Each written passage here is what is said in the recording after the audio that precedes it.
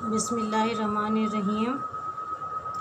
Dear second year class, this is my second lecture of English second year. Before this, I have delivered to you one lecture about the division of marks from examination point of view. Today, I am going to deliver lecture on the very first essay. So I open the book and you can see here that this is the content page और इस content page में हम ये देख सकते हैं कि ये जो पहला essay है वो है The Dying Sun। तो 10 essays में से पहला essay है The Dying Sun और यही हमारा आज का टॉपिक भी है The Dying Sun। तो the dying sun is written by Sir James Jeans और जैसे कि एक स्ट्रेटजी है, मैं अक्सर स्टूडेंट्स को कहती हूँ आप इस स्ट्रेटजी को यूज़ किया करें पढ़ते हुए, क्योंकि ये जो स्टडी है ये हम जस्ट फॉर इंजॉयमेंट सेक नहीं कर रहे हैं, हम इसको एग्ज़ामिनेशन के पॉइंट ऑफ व्यू से करते हैं। तो ये क्वेश्चंस दिए हुए हैं, ये देखें, ये नेक्स्ट पेज मैंने खोला है, पेज नंबर 3 है मेरी बुक में और ये आंसर दिस क्वेश्चंस। तो पहले हम सबसे पहले एक रिव्यू ले लेंगे कि क्या क्वेश्चंस हैं इस चैप्टर के अंदर एग्ज़ामिनेशन पॉइंट ऑफ व्यू से। तो जब आप ऐसे पढ़ेंगी तो आपका माइंड एक्टिव हो चुका होगा कि कौन कौन से एलिमेंट्स हैं जो इस ऐसे में डिस्कस किए गए हैं। तो पहला क्वेश्चन है, how is it that a star seldom finds another star near it. ऐसा क्यों है कि एक स्टार दूसरे स्टार के बमुश्किल करीब आता है। Question number 2 is what happen when according to sir James Jeans a wandering star wandering through space came near the sun. तो सर जेम्स जीन्स के मुताबिक जब एक बेमकसद घूमता हुआ सितारा सूरज के करीब आया तो फिर क्या हुआ। What happened when the wandering star came nearer and nearer। ये थर्ड क्वेश्चन आ गया कि जब बेमकसद घूमता हुआ सितारा ज़्यादा से ज़्यादा करीब होता चला गया तो फिर क्या हुआ। Number 4 is what are planets and how did they come into existence. सियारे क्या होते हैं और वो किस तरह वजूद में है। Why is there no life on the stars. सितारों पर कोई ज़िंदगी क्यों नहीं है। Write a note on the beginning of life on the earth. ज़मीन पर ज़िंदगी के आगाज़ के बारे में नोट लिखें। Why is the universe of which our earth is a part so frightening. कायनात जिसका एक हिस्सा हमारी ज़मीन भी है वो इतनी खौफजदा कर देने वाली क्यों है। Give as many reasons as you can. जितनी रीजन्स आप इसके दे सकते हैं दें। What in your opinion should be the conditions necessary for the kind of life we know to exist on the other heavenly bodies। तो जो दूसरी heavenly bodies हैं यानी कि आसमान पर मौजूद हैं सियारे सितारे सूरज चाँद, इन सब को heavenly bodies कहते हैं। तो heavenly bodies के ऊपर अगर ज़िंदगी एग्जिस्ट करे तो उसकी क्या कंडीशंस नेसेसरी हैं, ज़रूरी हैं। Do such conditions generally exist. क्या आमतौर पर ये कंडीशंस एग्जिस्ट करती हैं।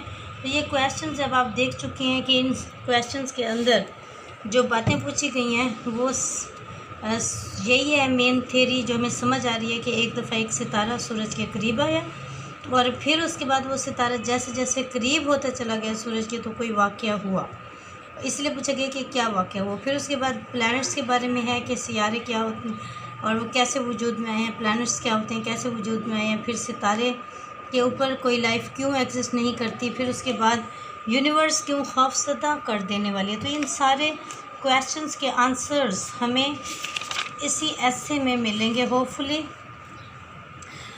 तो ये जो पैराग्राफ है हर पैराग्राफ का एक मेन थीम ले लेते हैं, इस तरीके से हमें याद करना आसान हो जाएगा। ये पहला फर्स्ट पैराग्राफ आप देखें, इसको मैंने टाइटल दिया हुआ है लिटलनेस ऑफ आवर अर्थ। हमारी ज़मीन का छोटा होना, यानी कि इसमें बताया गया कि अगर कायनात को देखें तो वो इतनी बड़ी है यूनिवर्स कि हमारी ज़मीन उसके मुकाबले में इतने छोटी है जैसा कि समंदर के किनारे पड़े हुए रेत के ज़रात। तो ये भी एक रेत का ज़रा है हमारी प्लैनेट अर्थ पूरी कायनात के मुकाबले में। तो इसका मतलब है हमारी ज़मीन जो हमारा घर भी है वो कायनात में बहुत छोटा है। तो हम इसको रीडिंग करेंगे। आप अपनी टेक्स्ट बुक सामने रख के आप रीडिंग करेंगी, मेरे साथ साथ आप रीडिंग करेंगी टेक्स्ट बुक सामने रख के। A few stars are known which are hardly bigger than the earth, but most of them are so large that hundreds of thousands of earths could be packed inside each and leave room to spare। बहुत सितारे ऐसे हैं जो बमुश्किल ज़मीन से बड़े हों, लेकिन ज़्यादातर इतने बड़े हैं कि जिसमें hundreds of thousands of earths could be packed inside each, के सैकड़ों हज़ारों ज़मीनें एक सितारे के अंदर पैक हो सकती हैं। देखिए, hundreds of thousands of earths could be packed inside each and leave room to spare, फिर भी जगह बच जाएगी। Here and there we find an immense star large enough to contain millions and millions of earths। Here and there, यहाँ वहाँ हर जगह हमें ऐसे सितारे मिलते हैं जो ज़मीन से इतने बड़े हैं जिसमें मिलियंस ऑफ अर्थ्स पैक हो सकते हैं एक सितारे में। And the total number of stars in the universe is probably something like the total number of grains of sand on the seashores of the world। अब देखिए, ये जो वोकैबुलरी है ये इसको आप पढ़ेंगे, इसको आप याद करेंगे। जैसे प्रोबेबली है, सी शोर्स है और इमेंस स्टार है। तो ज़मीन सितारों की टोटल तादाद दुनिया के सी शोर, दुनिया के साहिल समंदर पर मौजूद रेत के ज़रात के बराबर होगी। टोटल नंबर ऑफ़ स्टार्स, सितारों की असल तादाद। Such is the littleness of our home in space, space के अंदर हमारे घर का ये है छोटा होना। When measured up against the total substance of the universe, जब यूनिवर्स के कायनात के टोटल सब्सटेंस, टोटल चीज़ों के मुकाबले में जब हम ज़मीन को देखते हैं तो हमें महसूस होता है ज़मीन बहुत छोटी है। तो आप देख सकते हैं कि इसी तरह से मैंने इसको टाइटल दिया है लिटलनेस ऑफ आवर अर्थ। और इसका सेकंड पैराग्राफ अब हम देखते हैं।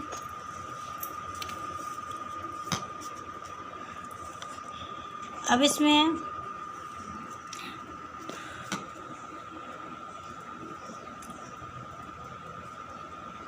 ट्रैवल बताया गया है कि किस तरह से ये स्टार्स ट्रैवल करते हैं, इनकी ट्रैवलिंग हैबिट्स बताई गई हैं। These millions of stars are wandering about in space, a few form groups with journey in company. और देखिए, ये जो वोकैबुलरी है आपको इसके मीनिंग याद करना पड़ेंगे। वॉन्डरिंग, ठीक है, जर्नी। तो ये स्टार्स स्पेस के अंदर वांडर कर रहे हैं। वांडर का मतलब होता है मूव एमलेसली, बग़ैर किसी रीज़न के मूव करते हैं। A few form groups with journey in company, कुछ ही हैं जो ग्रुप्स बनाते हैं, but most of them travel alone, लेकिन ज़्यादातर अकेले अकेले ट्रैवल करते हैं। And they travel through a universe so immense that it is very very rare event indeed for one star to come anywhere near to another. और universe के अंदर ये stars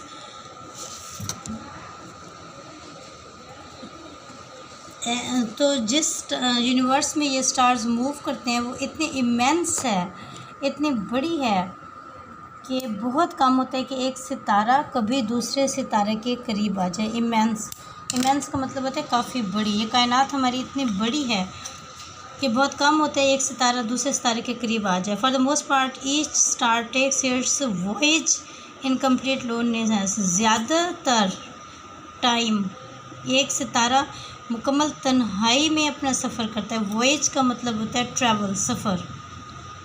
like ship on an empty ocean, जिस तरह के एक खाली ocean में एक अकेला बहरी जहाज़ सफ़र कर रहा हो। तो ओशन बहुत बड़ा होता है जिसमें बहुत सारे समंदर गिरते हैं। तो शिप, अगर एक शिप जा रही हो एक अकेले ओशन में, तो बहुत ज़्यादा अलोन होगी। In a scale model in which the stars are ships, एक ऐसा अगर हम मॉडल बनाएं जिसमें हम सितारों को शिप्स ज़ाहिर करें। The average ship will be well over a millions mile from its nearest neighbour, तो हर शिप अपने नियरेस्ट नेबर से मिलियंस ऑफ माइल्स के फासले पर होगी। From this it is easy to understand why a star seldom finds another star anywhere near it. यही वजह है कि एक सितारा दूसरे सितारे के करीब क्यों नहीं आ सकता। तो अब इसमें लोनलीनेस बताई गई है कि एक सितारा दूसरे सितारे से कितना दूर रहता है। अच्छा, अब ये थर्ड पैराग्राफ देखें, इसमें रेयर इवेंट इसका मेन टॉपिक है। ये third paragraph 1, 2 and 3, third paragraph अगर आप देखें तो पहली लाइन में ये लिखा हुआ है कि 2000 million years ago this rare event took place. तो एक नायाब वाक़या हुआ 2000 मिलियन ईयर्स अगो। अब ये इन्होंने कहा वी बिलीव, अब ये सच भी हो सकता है, सच नहीं भी हो सकता, लेकिन बहरहाल इन्होंने स्टडी करके अपने एक थ्योरी बनाई है जिसके मुताबिक एक रेयर इवेंट हुआ, कभी ना होने वाला एक नायाब वाक़या हुआ। और उसमें क्या हुआ था कि another star wandering blindly through space happen to come near the sun, कि एक दूसरा सितारा वांडरिंग मूव करना, एमलेसली मूव कर, ब्लाइंडली अंधाधुंध मूव करते हुए सूरज के करीब आ गया। Just as the sun and moon raise tides on the earth, जिस तरह सन और मून ज़मीन के ऊपर अपने रेज फेंकते हैं, so the second star must have raise tides on the surface of the sun. तो इसी तरह से इस सेकंड स्टार ने भी अपनी रेज सूरज के ऊपर फेंकी होंगी, but they would be very different from the little tides, लेकिन वो उन छोटी टाइड से बहुत डिफरेंट होंगे, which the small mass of the moon raises in our oceans an immense tidal wave must have travelled over the surface of the sun, at last forming a mountain so high that we can hardly imagine it। तो हुआ ये कि एक सितारा अंधाधुंध blindly move करता हुआ, wander करता हुआ सूरज के करीब आया और फिर उसने अपनी रेस फेंकना शुरू कर दी। As the cause of disturbance, अब देखिए अंडरलाइन किया हुआ है कॉज ऑफ डिस्टर्बेंस, आप भी इन सबको अंडरलाइन कर लिया करें। जैसे जैसे डिस्टर्बेंस की कॉज, वजह, came nearer and nearer the mountain would rise higher and higher, ज़्यादा से ज़्यादा करीब आती चली गई, तो वो जो कशिश का पहाड़ था, माउंटेन था, वो ज़्यादा होता चला गया। And before the second sun star began to move away again, its tidal pull had become so powerful that its mountain was torn to pieces and threw off small parts of itself into space। और जब दूसरा सितारा पीछे हटा तो उसका कशिश का पुल, tidal पुल लिखा हुआ है, आप ये देख सकते हैं, ये टाइडल पुल लिखा हुआ है, कशिश का पुल, खिंचाव इतना ज़्यादा हो गया था, सो पावरफुल लिखा हुआ है, इतना ज़्यादा हो गया था कि पीछे हटते हुए वो उसका कुछ हिस्सा भी साथ ले गया। रिसीट का मतलब होता है पीछे होना, रिसीट पीछे होना। तो जब वो दूर हुआ तो कुछ हिस्सा भी उसका पीछे अपने साथ ले गया। और फिर उसके बाद these small pieces have been going down the sun ever since, और ये पीसेज जो हिस्सा अफेक्ट हुआ वो टुकड़ों में तब्दील हो गया और तब से ये टुकड़े सूरज के गिर्द घूम रहे हैं। They are the planets great and small of which our earth is one. ये पीसेस छोटे और बड़े ये प्लैनेट्स हैं, इनमें से हमारी ज़मीन भी शामिल है। तो मैंने आपको कहा था कि ये हम क्वेश्चन पढ़ेंगे, इनके आंसर्स हमें इसमें मिलेंगे। तो हमने अब तक पढ़े हैं कुछ क्वेश्चंस, उनके आंसर्स हमें मिल चुके हैं, और प्लैनेट्स क्या होते हैं इसका भी हमें यहाँ इस पैराग्राफ के अंदर आंसर मिल गया है कि इस थ्योरी के मुताबिक, सर जेम्स की थ्योरी के मुताबिक प्लैनेट्स कैसे वजूद में आए। अच्छा, अब हम इससे आगे देखेंगे। The sun and the other stars we see in the sky are all extremely hot far too hot for life to exist on them. अब देखें कंडीशंस ऑफ लाइफ की बात हो रही है, जो आपका लास्ट क्वेश्चन है उसमें यही है कि ज़िंदगी को हेवनली बॉडीज़ के ऊपर कायम होने के लिए क्या कंडीशंस चाहिए। तो यहाँ पर भी ये बात कर रहे हैं कि सूरज और दूसरे सितारे इतने गर्म हैं, फार टू हॉट, इतने ज़्यादा गर्म हैं कि उनके ऊपर लाइफ एग्जिस्ट नहीं कर सकती। ये देखें ना, ये लिखा हुआ है far too hot for life to exist on them, कि इतने गर्म है ज़मीन, उन पर एग्जिस्ट नहीं कर सकती। So also no doubt were the pieces of the sun when they were first thrown off, और जब पहले सूरज के टुकड़े जब गिरे तो वो भी बहुत गर्म थे। Gradually they became cooler. तो आप देखें वोकैबलरी में बार बार आपको कह रही हूँ, सेकेंड ईयर क्लास आप वोकैबलरी को बहुत ज़्यादा आप फोकस करेंगे, इसको आप अंडरलाइन करेंगे, इसको आप याद करेंगे, क्योंकि ये आपका टाइम है कि आप नए नए वर्ड सीख रही हैं। ग्रेजुअली, आहिस्ता आहिस्ता, स्लोली, आहिस्ता आहिस्ता वो ठंडे होते गए। Until now they have very little heat of their own left. अब आज उनकी अपनी हीट बहुत थोड़ी रह गई है। Their warmth coming almost entirely from the radiation which the sun pours down on them. उनकी गर्मी बस वही है जो सूरज उनके ऊपर डाल रहा है। In course of the time one of this cooling pieces gave birth to life. अब देखें, अब ये आपका क्वेश्चन कि ज़िंदगी कैसे ज़मीन पर वजूद में आई, तो इसमें लिखा हुआ है कि इन कोर्स ऑफ टाइम, वक्त के साथ साथ ये जो ठंडे होने वाले हिस्से थे उनमें से एक हिस्से पर ज़िंदगी वजूद में आ गई। We do not how, when and why this happen. हम नहीं जानते कब, क्यों और कैसे ये हुआ। It started in simple organisms whose living part consisted chiefly in their being able to reproduce themselves before dying. तो सबसे पहले ये जो थ्योरी है उसमें यही है कि सबसे पहले जो ऑर्गेनिज्म वजूद में आए थे वो सिंपलेस्ट थे, लेकिन वो मरने से पहले अपने जैसे ऑर्गेनिज्म रिप्रोड्यूस कर जाते थे। But from this humble beginnings, humble का मतलब होता है स्मॉल, इन छोटी छोटी बिगनिंग से came a stream of life, ज़िंदगी की एक नदी चल पड़ी, which growing ever more and more complex, जो वक्त गुजरने के साथ साथ ज़्यादा से ज़्यादा पेचीदा होती चली गई। Has in the end produce beings whose lives are largely centered in their feelings and emotions, their sense of beauty, and the religions in which lie their highest hopes and noblest desire।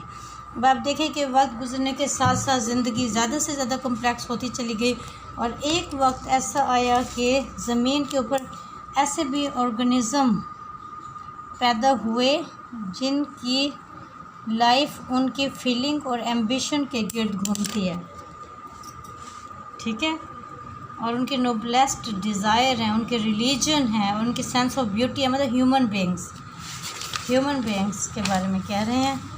तो अब तक कई इनमें से questions के answers हम देख चुके हैं, आगे पढ़ेंगे। Although we cannot speak with certainty, it seems most likely that the human race came into existence in some such way as this. So certain का मतलब होता है श्योर, यकीनी। अगरचे ये यकीनी बात नहीं है, हम ये यकीन से नहीं कह सकते कि ह्यूमन बीइंग्स कैसे वजूद में है, लेकिन बहरहाल कोई ऐसा ही तरीका हुआ होगा। Standing on a little grain of sand we try to discover the nature and purpose of the universe. अब देखें, लिटिल ग्रेन ऑफ सैंड इन्होंने कहा है ज़मीन के लिए।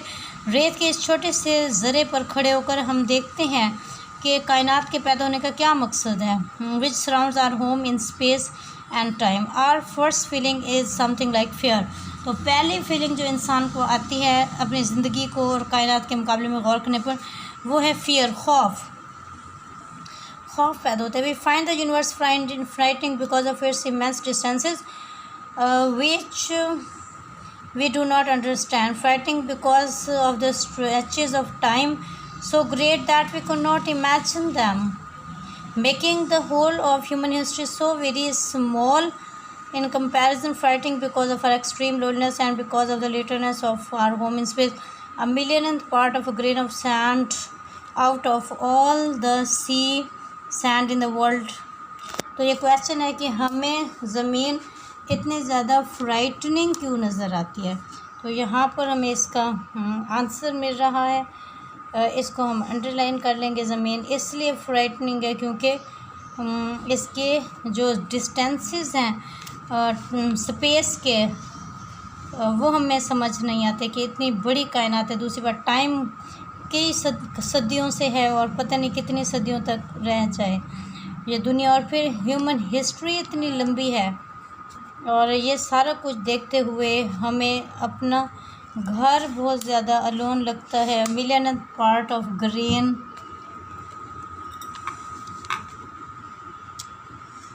Of sand of all the sea sand in the world. तो ये क्वेश्चन का आंसर हो गया कि हमें कायनात इतनी फ्राइटनिंग क्यों लगती है। But above all else we find the universe fighting because we can not find any sign that life like our own exist anywhere in it except on the अर्थ।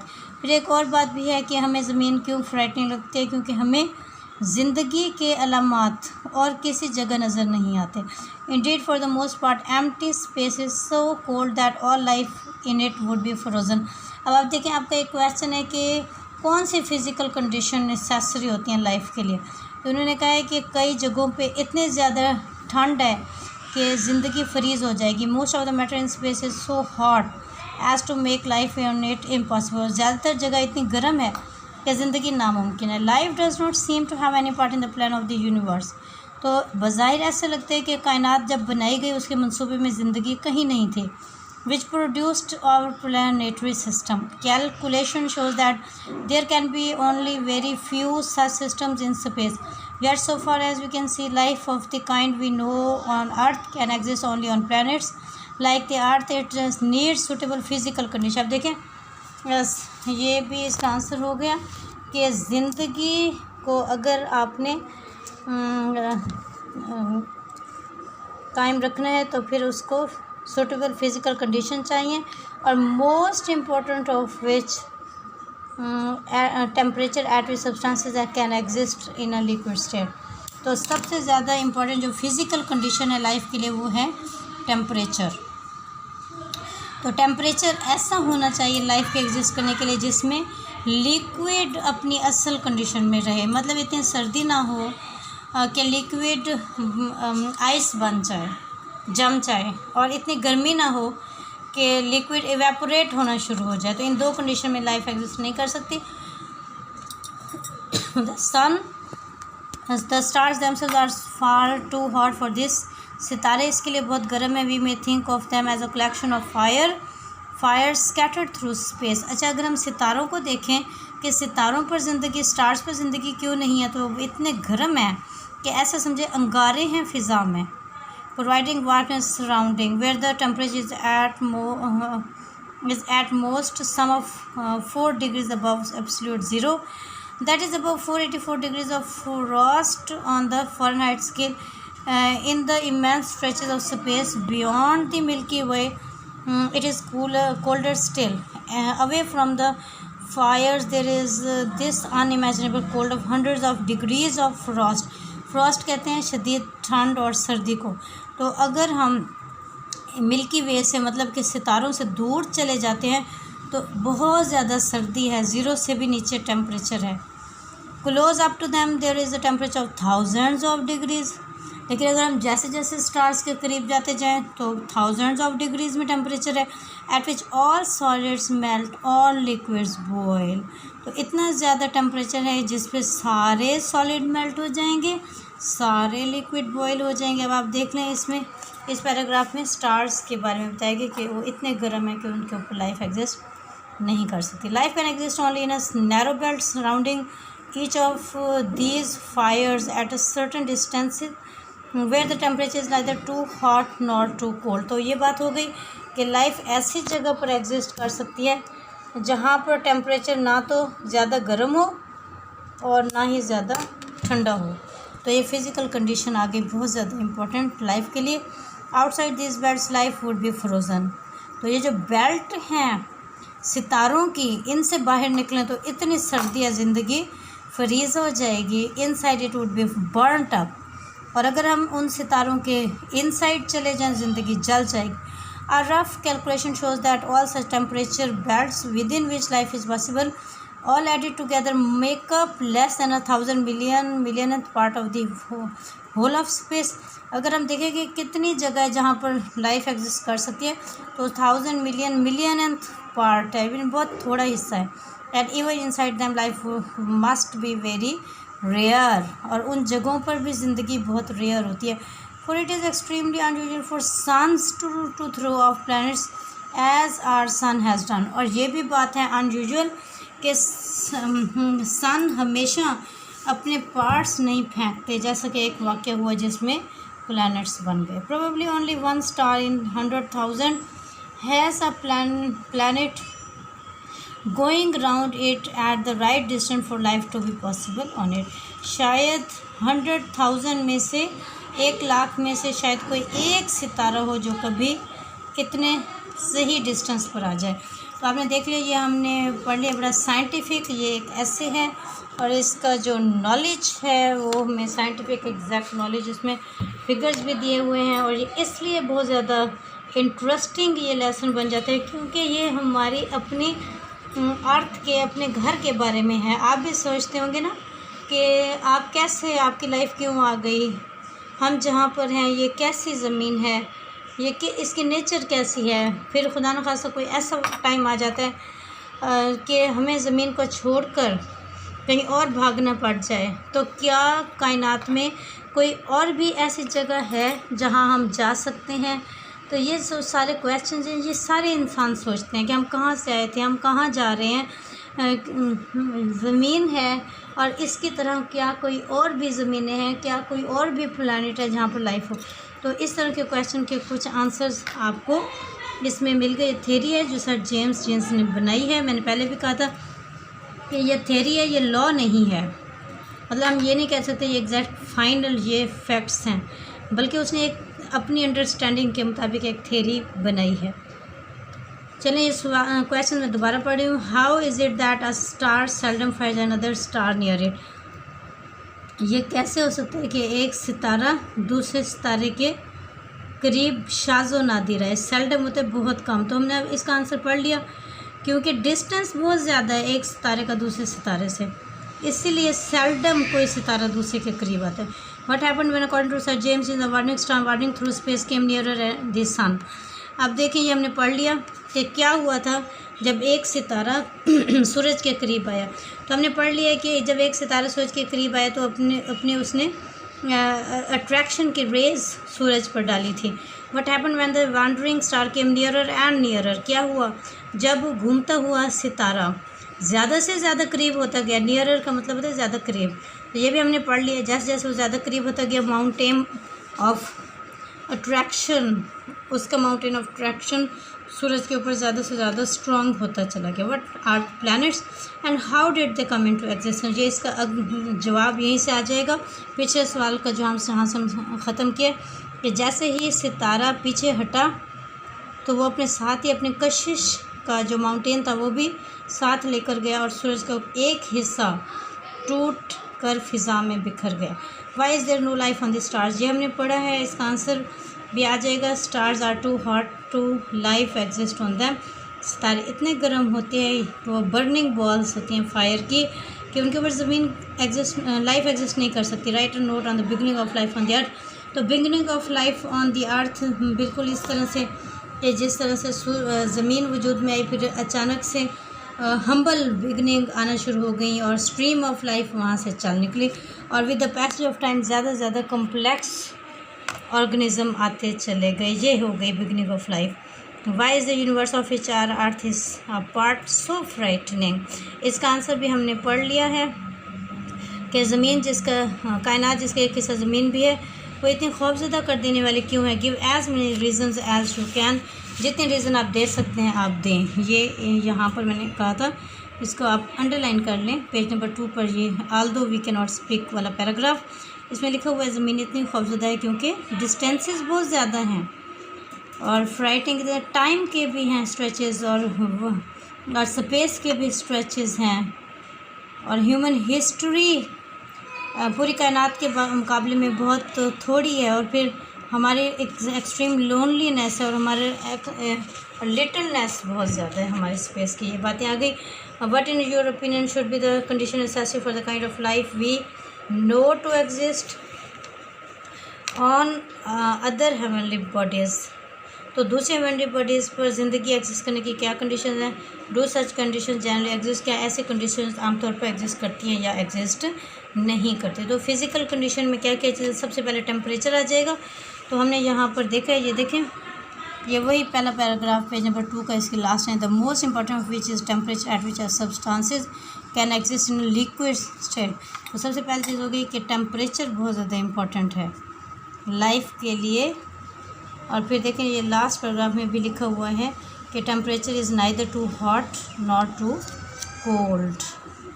इतना गर्म भी ना हो जल जाए, इतना ठंडा भी ना हो फ्रीज़ हो जाए, और इनके दरमियान एक ऐसी मॉडरेट जगह होगी जहाँ पर लाइफ एग्जिस्ट कर सकती है।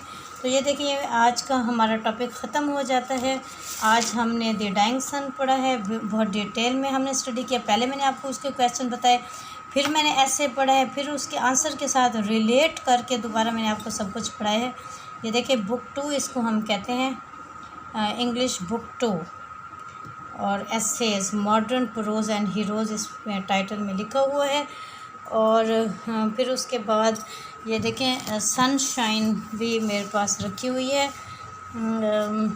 ये इंटरमीडिएट पार्ट 2 सनशाइन, ये देख लें आप।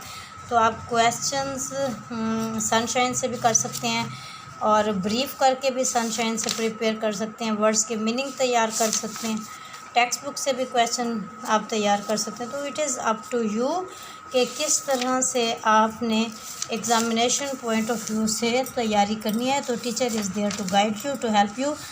मेन जो है, मेन चीज़, सेंट्रल चीज़ वो स्टूडेंट खुद है। तो टीचर आपकी हेल्प कर सकते हैं, आपकी गाइडेंस कर सकते हैं।